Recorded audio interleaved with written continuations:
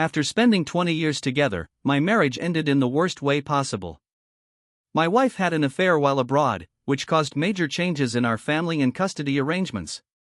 I eventually let her go, and later took steps that had serious consequences for those involved. This story was shared a long time ago, but I've since come back with new updates. I'm 47 years old now, and until recently, I would have described my life as stable and comfortable. I have 3 incredible kids, my twin 7-year-olds, a boy and a girl, and my 5-year-old daughter. I had a beautiful wife, Marissa, who is 45, and a career I genuinely enjoy. We live in a nice suburb, and from the outside, Marissa and I look like the perfect couple. But everything started to unravel after an email landed in my inbox that left me deeply unsettled. Between 2011 and 2014, Marissa lived in the UK while working on her PhD. She spent so much time there that she built strong friendships, and ever since then, she's made an effort to travel back every few years to maintain those connections. Last August, she went back for 3 weeks to attend the wedding of a close friend. After talking it over, we agreed it made more sense for me and the kids to stay home. I couldn't realistically take that much time off work, and the kids probably wouldn't have enjoyed such a long trip anyway. Once Marissa left, life continued as usual for us, and she returned home exactly when she said she would. Then, last week, I received an email at my work address. According to the message, it was sent by the wife of one of Marissa's friends, a man named Derek. She's 45. This woman claimed she had strong reasons to believe that Derek and my wife were having an affair. She went on to list everything that made her suspicious. She said Derek picked Marissa up from the airport, spent long stretches of time at her hotel, and frequently went out to dinner alone with her. She shared some evidence she believed indicated an affair, including photos of personal items and clothing. I immediately recognized the color of the lipstick. It's one Marissa wears often. She mentioned other evidence as well, but I won't repeat it all here just to keep things shorter. Still, it was overwhelming. At first, I tried to brush it off and told myself it had to be some kind of sick joke. But I couldn't stop thinking about it. I started replaying things in my head and remembered how Marissa talked to nearly all of her friends in the UK before leaving. Derek seemed to come up the most, though I'm not sure if that memory is being influenced by the email itself.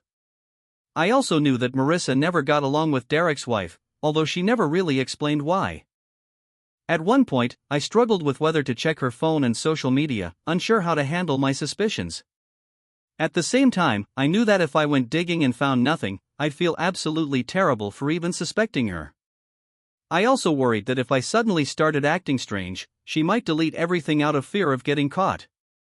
I didn't know what the right move was and felt completely stuck. The best idea I could come up with was to confront her directly, ask to see her phone on the spot, before she had a chance to erase anything. But another part of me worried that doing that would only escalate things and possibly prove nothing at all. So after receiving an email accusing my wife of cheating, I was left wondering, is it reasonable to ask her to hand over her phone? Edit, I should mention that my wife no longer owns those earrings. When she returned from the trip, she wasn't wearing them. When I asked about it, she told me she must have lost them. Update, 10 days later, I confronted Marissa just a few hours after I made my original post. She confirmed everything I feared. She told me she couldn't keep living a lie and admitted she was in love with Derek. She said she couldn't stay with us anymore, even though she insisted she still loves me and the kids. She claimed she had been waiting for the right moment to tell us. The affair has apparently been going on since March, with Marissa meeting Derek in secret and him occasionally traveling here to see her. We are now in the process of divorcing. Marissa will be moving back to the UK soon. She admitted that while she was there in August, she didn't just attend the wedding, she also went to a job interview. She's expected to start sometime early next year. Her plan is to move in with Derek, and she has already applied for a British visa. When it comes to custody, Marissa has willingly given up her right to full custody. The kids will stay with me in Canada, since she doesn't want to relocate them. Part of me respects that decision, but another part of me is stunned by how easily she's walking away. I would rather raise my kids without her financial involvement, but she insists on paying child support. No matter how I feel, the court will almost certainly require it anyway. On top of that, Marissa is asking for structured visitation rights. Given the circumstances, those will probably be granted. From what I've been told, courts usually prefer arrangements that allow both parents to remain in the children's lives, even if one parent is moving overseas.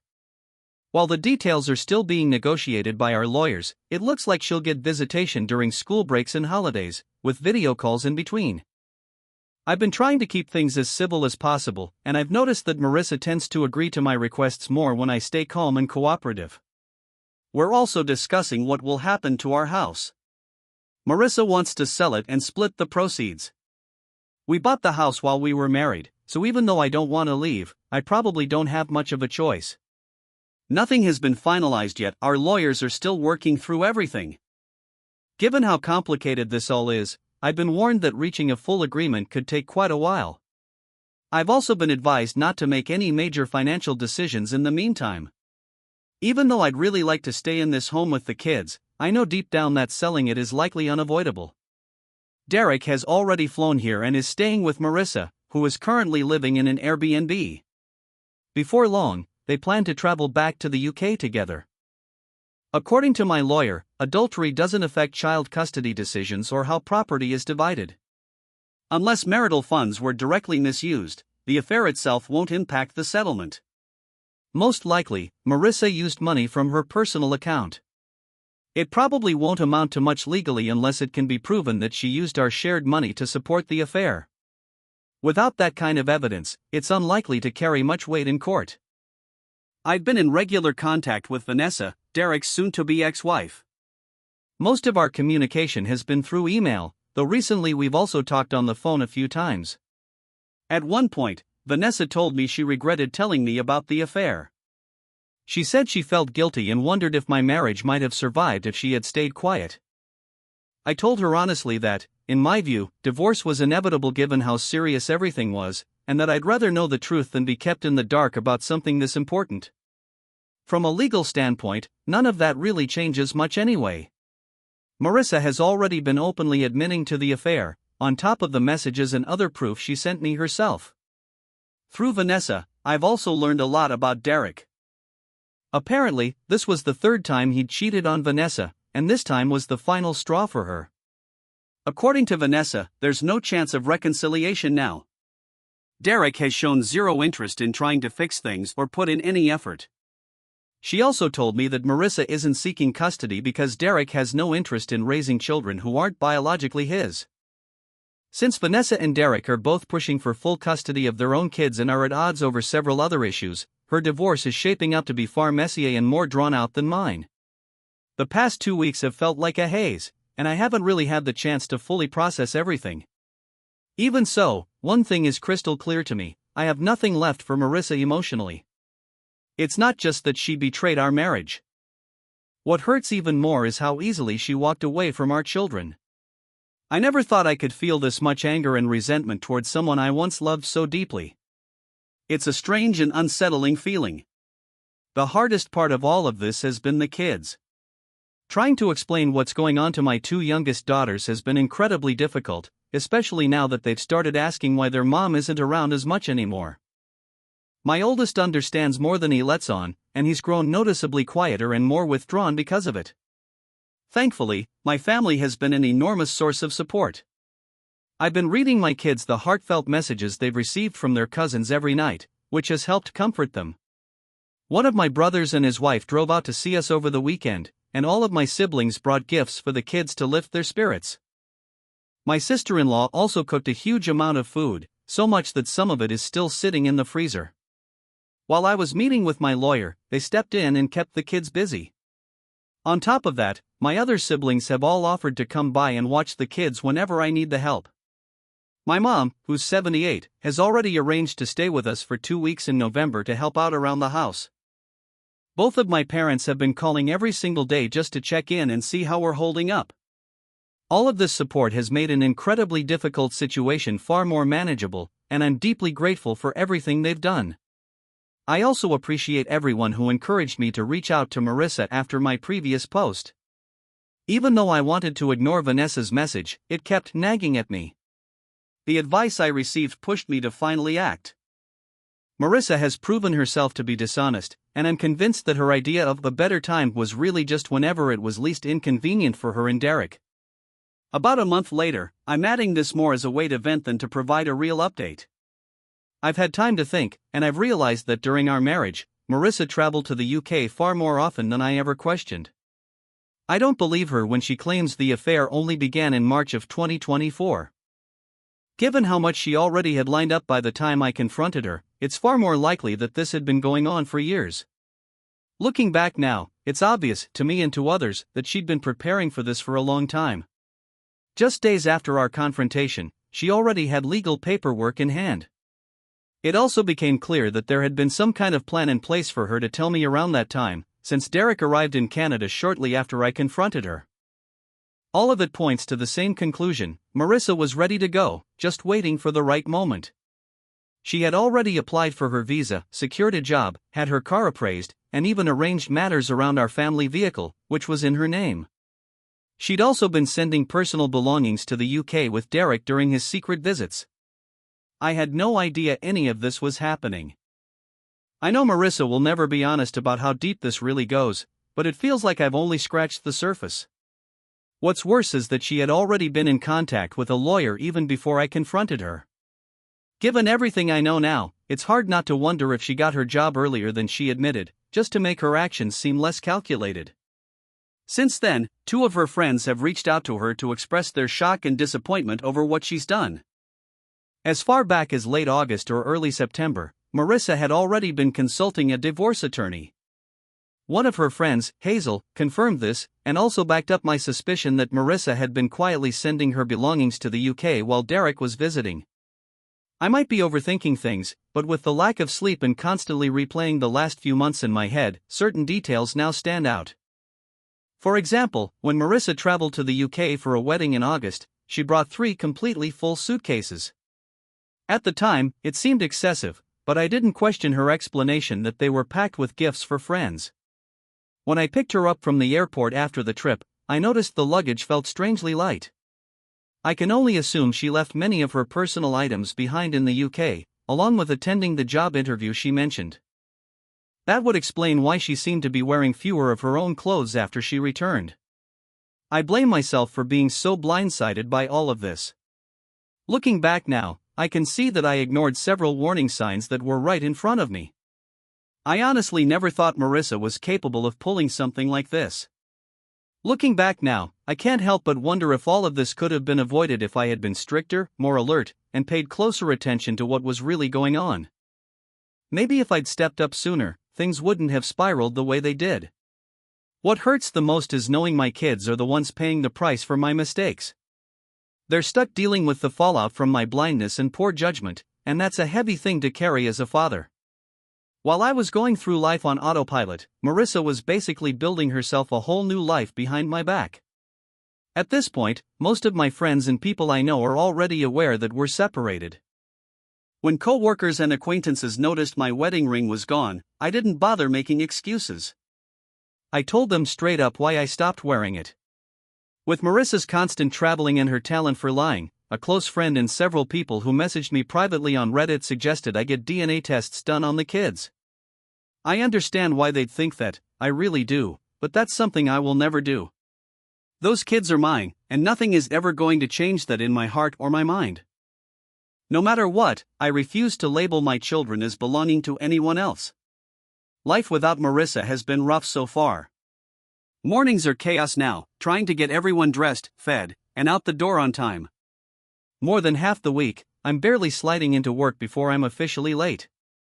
If I'm being honest, handling all these extra parenting duties on my own is exhausting. And on top of everything else, I'm already dreading having to shovel our long driveway once winter hits. The kids feel the tension too. They hate how rushed everything is all the time, and they definitely don't love my cooking. I can't even blame them. What really gets under my skin is knowing Marissa is off enjoying a relaxing trip across Europe with Kane while we're here struggling just to keep things together. We hardly communicate anymore, and I only recently realized how distant things have become. Once her vacation is over, I don't even know if she'll go back to Canada or head straight to the UK to start what will probably be a very comfortable new life. On the bright side, I did manage to get the kids in to see their doctor. She was incredibly helpful and gave me a lot of solid advice. She emphasized that time and open communication are the most important things for helping the kids adjust. I'm trying to stay hopeful, but I'd be lying if I said I wasn't worried. I know it's still early, but they're acting out a lot because they're clearly unhappy and confused about everything that's happened. It's obvious they're struggling to accept our new reality. Thankfully, my family has been amazing through all of this. Things became noticeably easier when my mom arrived early last week like she promised. The kids love having her around, and her cooking has been a lifesaver. Because of her help, I've finally had time to take care of other things that were piling up.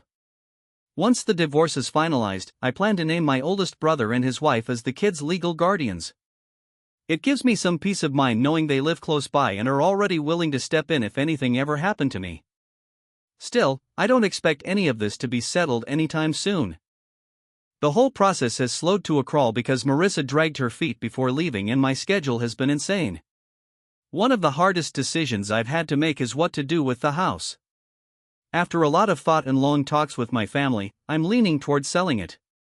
Marissa sold our SUV right before leaving the country and has offered me a little over half of the money. Since I paid around 40% of it, my lawyer says she had no right to sell it before everything was finalized. He also believes I have solid grounds to ask for compensation elsewhere when we divide our assets, especially if she's pushing for a bigger share of the house.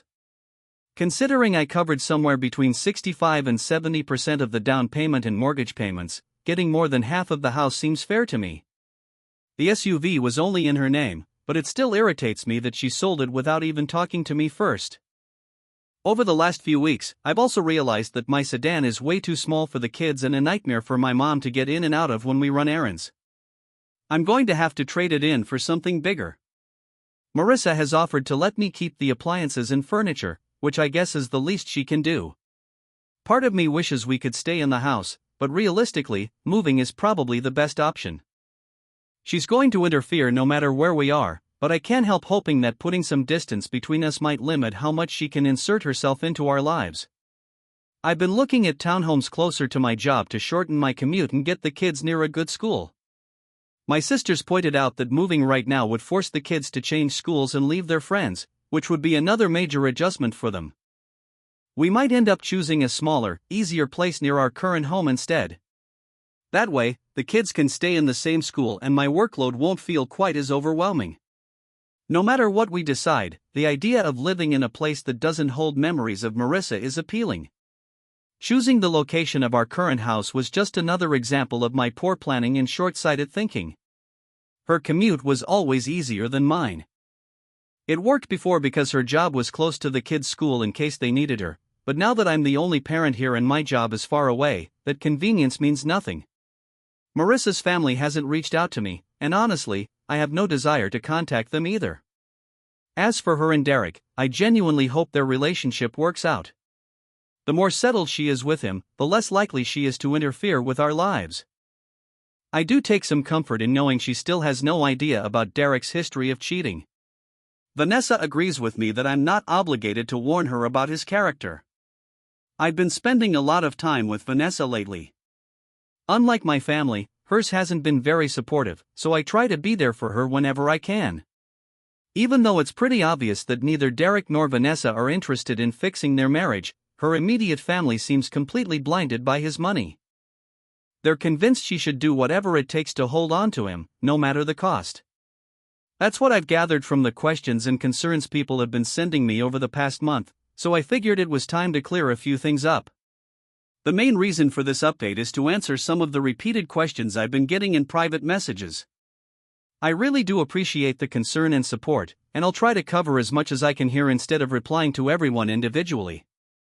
First off, I'm still adjusting. I've accepted the situation for what it is, but that doesn't mean I don't still feel bitter about it from time to time.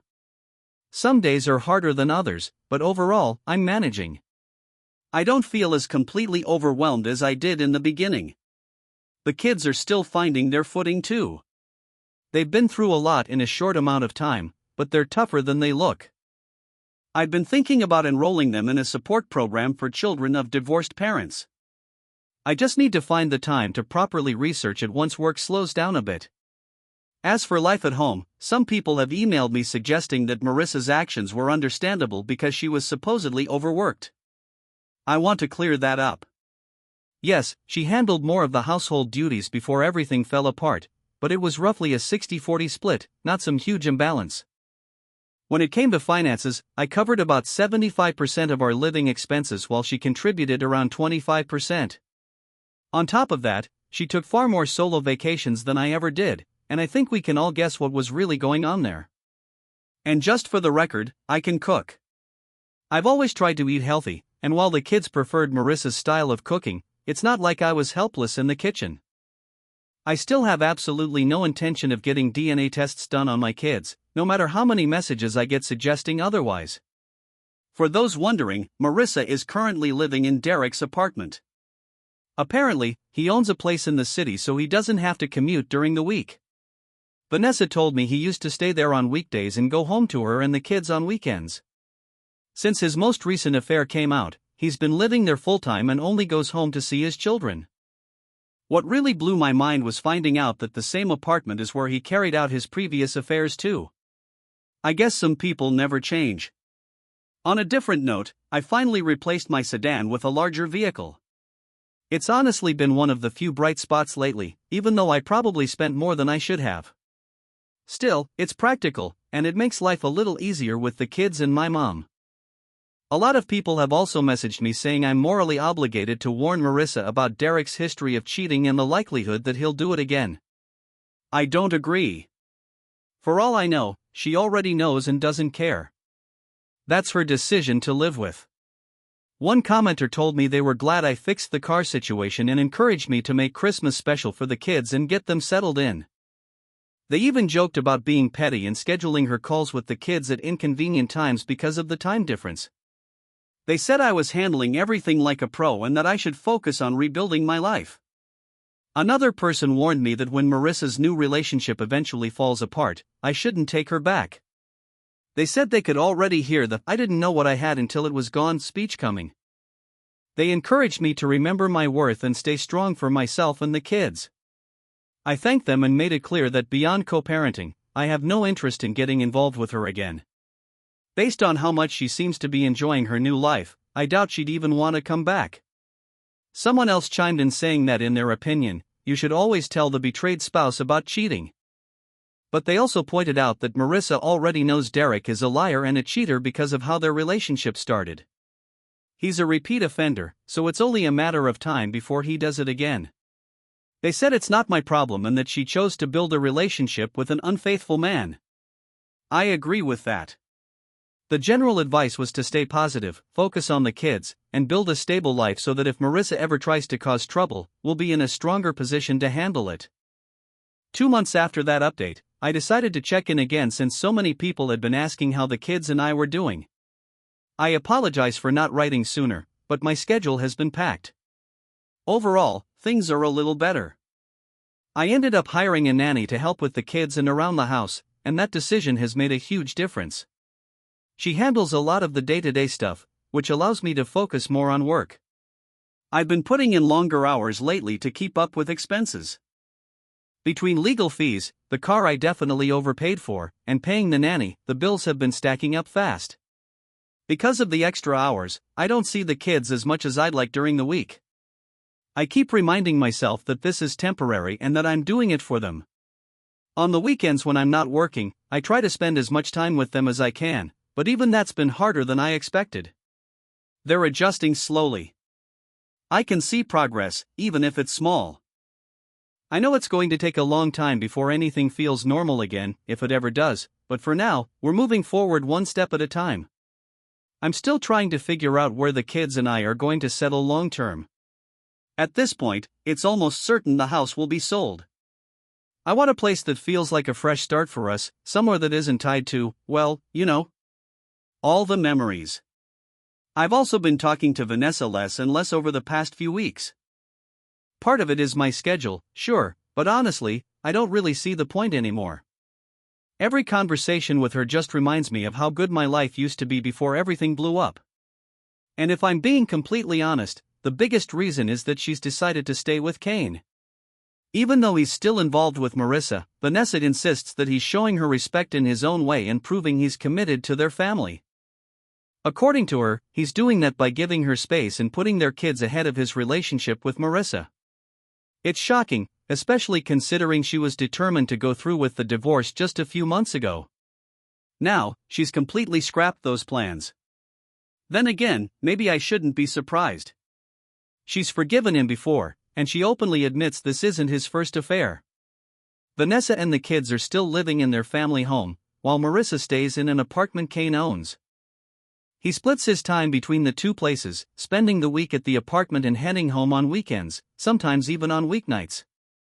To his credit, he has respected Vanessa's firm rule that Marissa is not allowed in the family home. During the week, Marissa barely contacts the kids, and when she does, it's usually short, awkward calls. Because of the time difference, she whispers most of the time. I'm guessing she doesn't want to wake Kane. On weekends, when Kane is with his own family, she suddenly makes more of an effort to talk to the kids. At first, revenge wasn't even on my radar.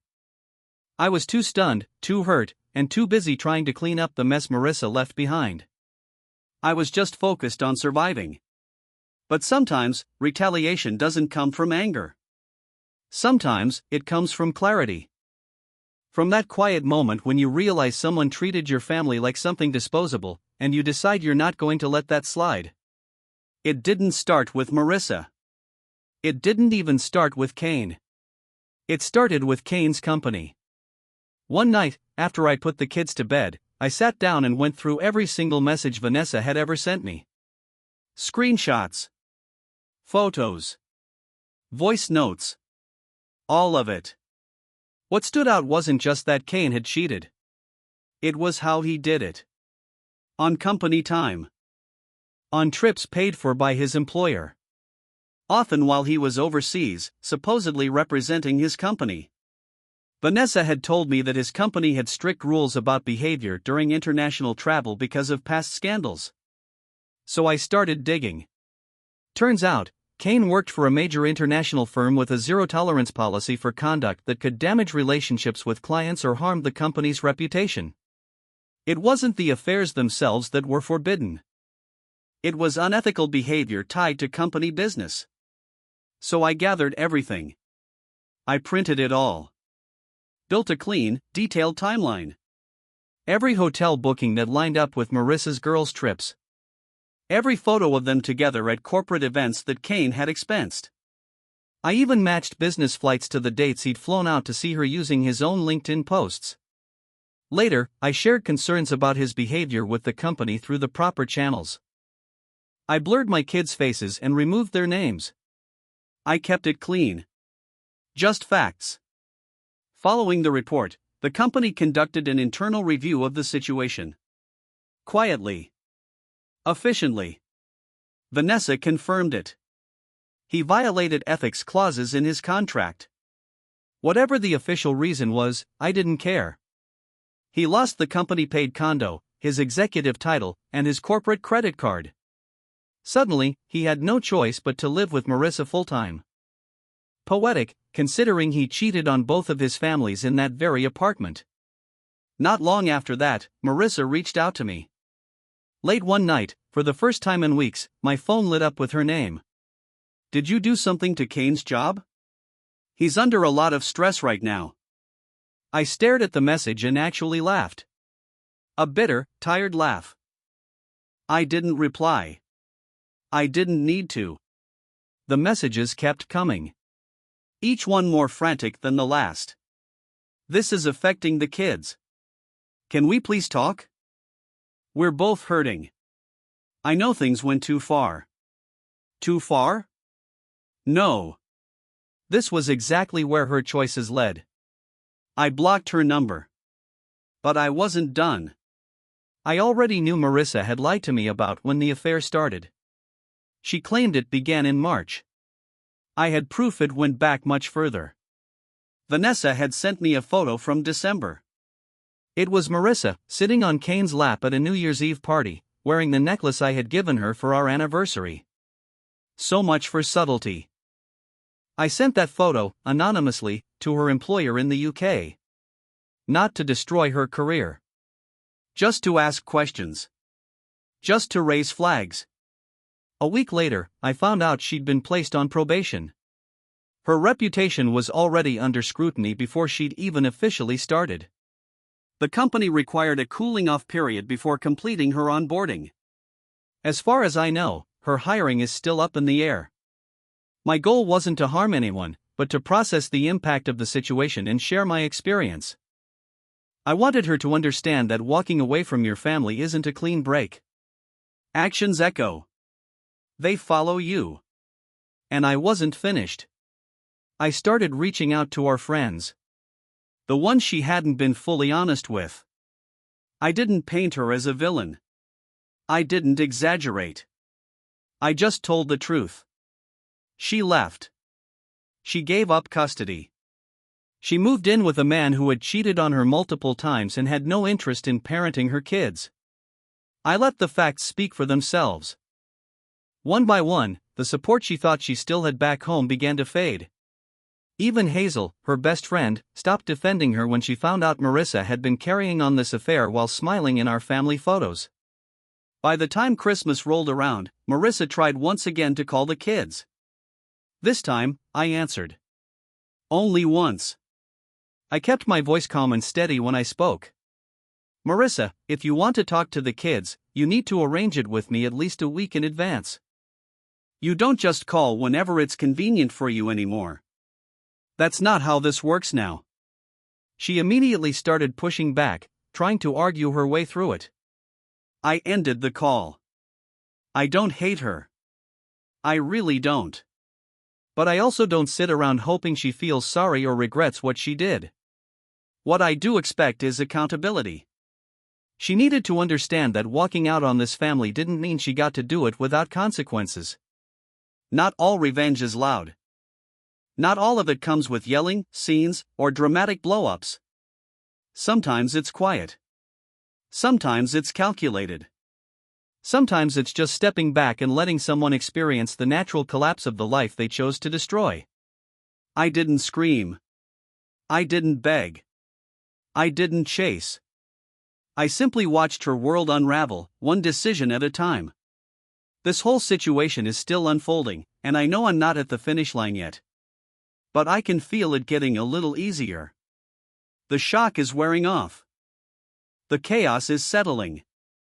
I'm still amazed at how fast everything fell apart, but I think I've finally started to accept that this is my new reality.